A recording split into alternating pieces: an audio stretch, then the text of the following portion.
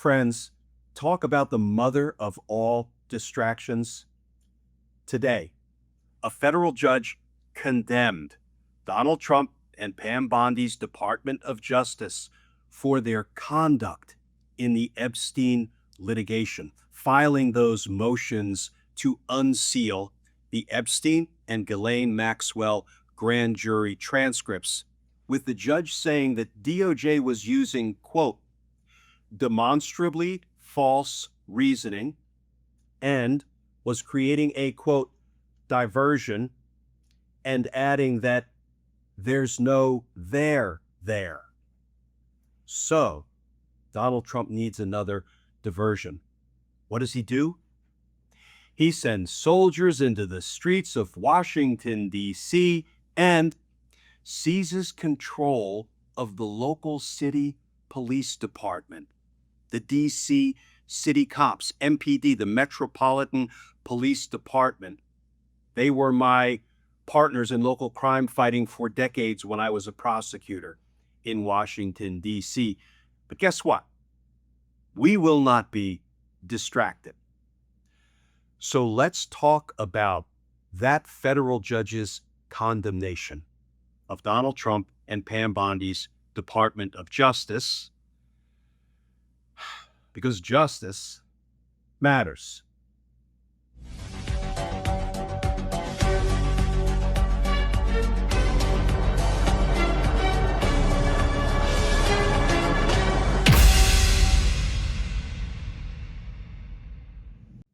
Hey all, Glenn Kirshner here. So friends, we're about to discuss some of the most scathing remarks imaginable from a federal judge. Remarks condemning the unethical conduct of Pam Bondi and her Department of Justice. Conduct intended to deceive the American people regarding the true state of affairs in the Trump, Epstein, Maxwell scandal. Conduct designed to use the power of the Department of Justice to cover up for Donald Trump. So friends, I want to go slowly and methodically through this new reporting because I don't want it to get lost amidst the latest Trump attempt to distract. So let's turn to today's reporting. This from ABC News.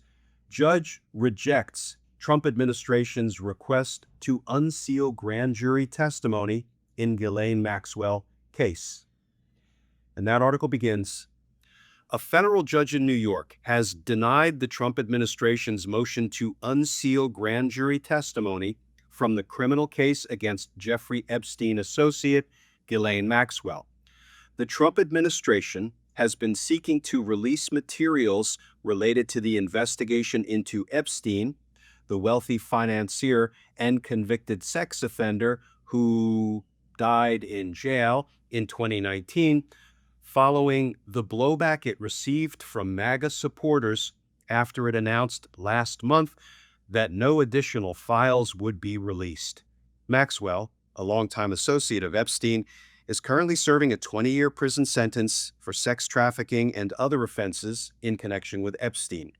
In his 31-page opinion, U.S. District Judge Paul Engelmayer of the Southern District of New York criticized the Department of Justice for using demonstrably false reasoning to justify the release of grand jury testimony. The transcripts would not reveal new information of any consequence about Epstein and Maxwell's crimes, according to Judge Engelmayer, who suggested that the Trump administration's push to release documents might be an intentional diversion. Quote, its entire premise that the Maxwell grand jury materials would bring to light meaningful new information about Epstein's and Maxwell's crimes, or the government's, DOJ's, investigation into them is demonstrably false, the judge wrote. Engelmayer wrote that the transcripts contain material already in the public record and lack any firsthand information about Epstein's and Maxwell's crimes. The records do not identify anyone other than Epstein or Maxwell, who had sexual contact with a minor, mention any clients, shed light on their methods, or provide new information about Epstein's death, Engelmayer wrote. Judge Engelmayer also suggested that the only reason that might justify the release of the records would be to expose as disingenuous the government's, DOJ's, public explanations for moving to unseal. In other words, the judge said, there is no there. This further quote from the judge, a member of the public, appreciating that the Maxwell grand jury materials do not contribute anything to public knowledge, might conclude that the government's motion for their unsealing was aimed not at transparency, but at diversion, aimed not at full disclosure, but at the illusion of such, the judge wrote. So friends, you might ask, well, in this Epstein-Maxwell grand jury litigation, who at the Department of Justice is responsible for making those, quote, demonstrably false arguments? Pam Bondi, Todd Blanche, and Jay Clayton, 3 Donald Trump political appointees. No career DOJ lawyers, no permanent federal prosecutors, the men and women who go into federal court, all across the country every day, representing the interests of the American people. None of them were on this court filing. No, just 3 Trump appointees, 2 of whom were Donald Trump's personal attorneys previously. And frankly, I think it's fair to say, given the way they're conducting themselves, they are still acting like Donald Trump's personal lawyers, Pam Bondi and Todd Blanche. So if these were just ordinary run-of-the-mill DOJ lawyers, what would happen to them? Once a federal judge had said they're making demonstrably false arguments, they are using diversions and distractions, attorneys who are misusing DOJ's power and the courts as a diversion, misleading the public because there's no there. What would happen to those attorneys?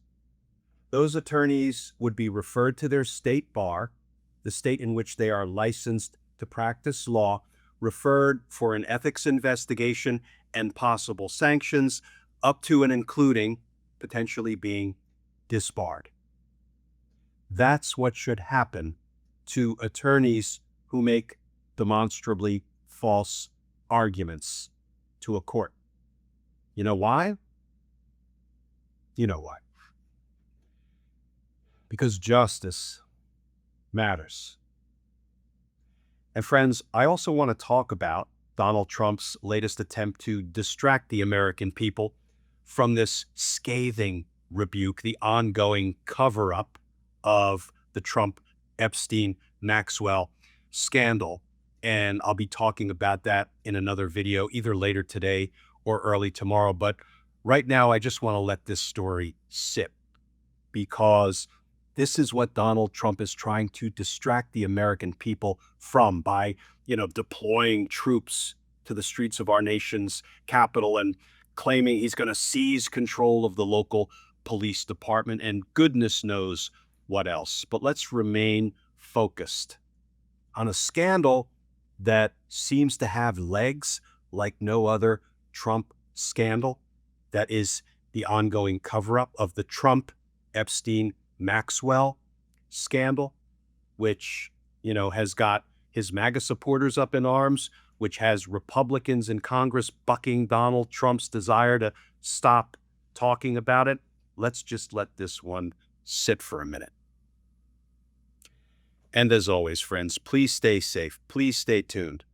And I look forward to talking with you all again tomorrow.